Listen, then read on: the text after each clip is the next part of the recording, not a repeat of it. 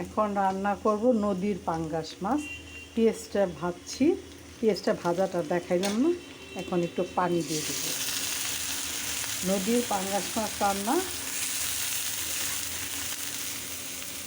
এটা হলো হলুদ মরিচ ধনিয়া পাউডার, এটা হলো আদা রসুন পেস্ট, এটা হলো লবণ, এটা দিয়ে দিলাম কাঁচামরিচ।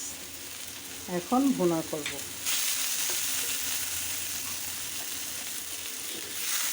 এটা অনেক চাপ, আস্তে আস্তে এটা ভুনা হতে থাক, তারপর বাকিটা আবার দেখাচ্ছি।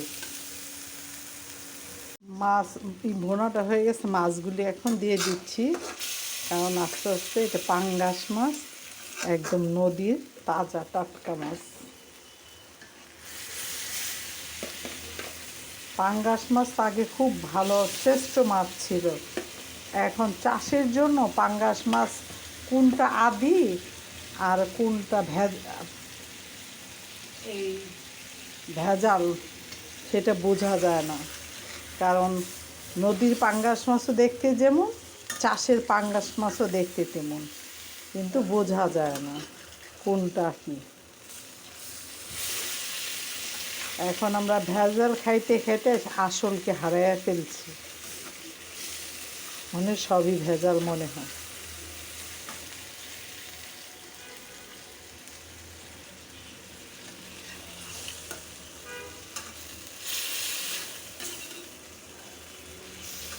আপনাদের একটা টিপস বলি, নদীর পাঙ্গাসটা বুঝবেন কীভাবে এটা নদীর, যখন এটা চুলায় দিবেন রান্না করবেন, যেটা চাষের পাঙ্গাস সেটা নরমই থাকবে, আর যেগুলো নদীর পাঙ্গাস সেটা চুলা দেওয়া মাত্রই, তরকারিতে দেওয়া মাত্রই মাছটা একদম হয়ে যাবে, শক্ত হয়ে যাবে।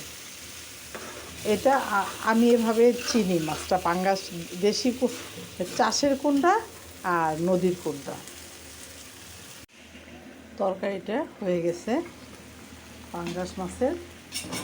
এখন একটু ধনিয়া পাতা দিন, শীতের দিন ধনিয়া পাতা না দিলে কি হয় বলেন, একটু ধনিয়া পাতা দিয়ে দিলাম উপর দিয়ে।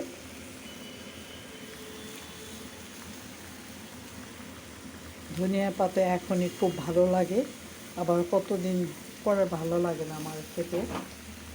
তাইতে এখন ধনিয়া পাতা দিলে পরে তরকারিতে আলাদা একটা ফ্লেভার আসে, খুব মজা হয়। এখন তো শীতের সিজনে খালি খাওয়ার ধুম পড়ে যায়, পিঠা ভালো ভালো খাবার দিয়ে সব কিছু, কিন্তু দিনটা একদম ছোট। আর তরকারিটা হয়ে গেছে, একটু খাইতে দিলাম।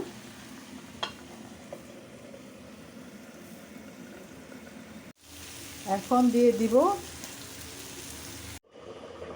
পাঙ্গাস মাছের তরকারিটা হয়ে গেছে, টমেটো দিয়ে পেঁয়াজ দিয়ে ভুনা, পাঙ্গাস আর ধনিয়া পাতা দিলাম, জিরা পাউডার দিয়ে ভুনা। রান্নাটা যদি আপনাদের ভালো লাগে শেয়ার করবেন, লাইক দিবেন, কমেন্টস করবেন, পাশে থাকবেন। আল্লাহ হাফেজ।